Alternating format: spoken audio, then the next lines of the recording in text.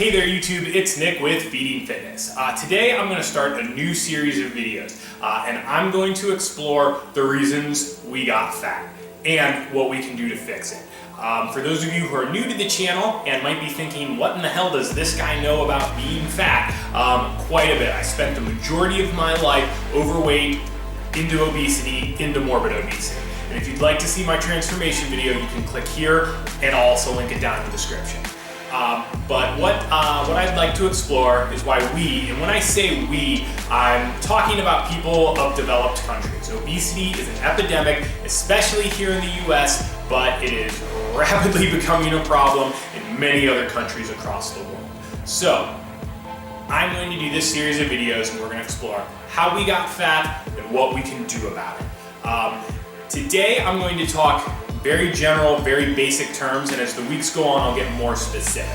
And what I mean by that is today I'm going to define exactly why we got fat, the one and only reason we did. Now, of course, it's much more complicated than what I'm about to describe, but this is a good place to start. Every single person watching who's overweight or obese right now, you are that way for one very specific reason. You consume, on average, more calories than you burn. That's it. It's not complicated. It's not difficult. There's no mystery to it. If you weigh too much, you are overweight, if you are obese, it is an input versus output problem. Now, there are hundreds of reasons why you have that problem and why I had that problem, and I will get into all those in the subsequent weeks. But for today, we're just talking about the actual mathematical, scientific reason you're overweight, and it's a calorie problem. So, what do I mean by all this? All right, we're going to burn a certain amount of calories per day just existing.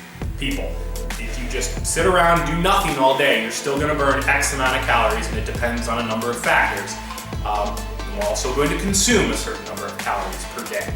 And if those numbers are roughly equal, our weight stays roughly the same.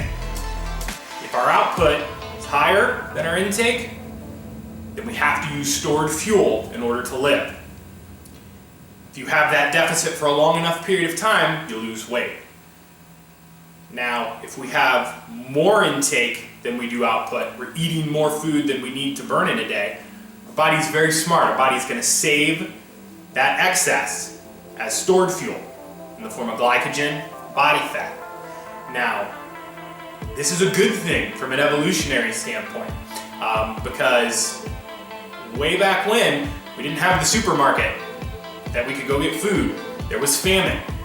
We had to go days, weeks without eating. So the ability to store fuel when food was in excess and use that stored fuel when food was nowhere to be found was absolutely crucial. Fast forward thousands of years, that's not a problem. Living in America, I can literally get any food I want, in roughly 30 minutes or less, depending on your proximity to certain grocery stores. If I want a certain kind of ice cream, one of the 6 grocery stores in my town is probably gonna have it. I have access to any food I want all the time. So that eliminates that famine period. I should never go through famine. Most people will never go through famine. Now, there are people who don't have that kind of access to food, but the majority of people in developed countries do have basically immediate access to food. So, unfortunately, evolution is very slow. So we are still primed for that survival.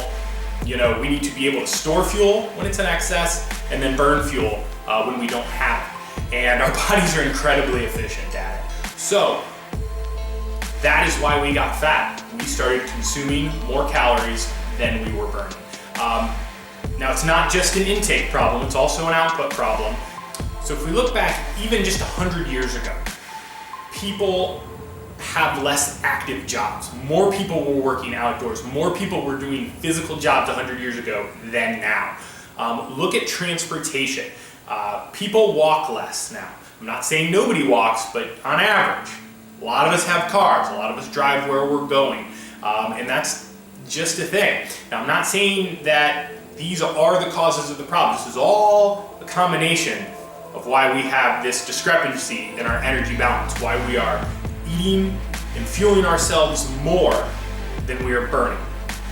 And that, like I said, in and of itself is the obesity epidemic. If a physicist were to write a weight loss or a diet book, it could literally be one sentence. In order to lose weight, eat less calories per day than you burn. And that's it in a nutshell. Now, again, I told you this would be a very big oversimplification, and it is. But we have to establish that this is why we have a problem, and then we can delve into the reasons why we've created this energy balance. I touched on a few things, but I'm gonna go in depth over the course of the next couple of weeks.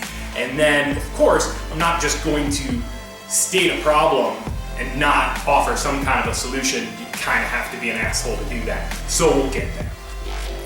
That's really all I'm going to say today. I will briefly say that if you do not believe energy balance is the reason you're fat, believe isn't even a great word, because this is fact. This is scientific fact that when you eat more than you burn, you gain weight, and when you eat less than you burn, you lose weight. That's just fact. If you don't want to subscribe to that fact, you're probably beyond getting anything out of these videos. I would encourage you to understand physics better. If you really can't believe that fact, and I really don't like believing facts, doesn't even make sense. Facts are facts, whether you believe them or not. So whether or not you believe the energy equation and calorie balance is why you're fat, it is. And if you don't subscribe to that belief, I really, really encourage you to do some just even basic research, because physics proves this. It simply does. So I'm not going to debate that. If you want to argue about whether that's true or not in the comments, it's not for me, because this is established fact. You're going to have to move past that point.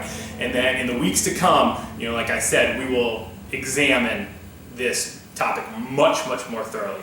So that's all I have to say today. If you have not subscribed to the channel yet, if you are not a usual Feeding Fitness viewer, please do subscribe so you can be notified when the following videos in this series come out. And like I said, I will get into much greater detail about a number of things, so I really think this can be helpful to a lot of people. If you do like the video, please give it a thumbs up. Questions or comments can always be dropped down below or over at Facebook at facebook.com/feedingfitness.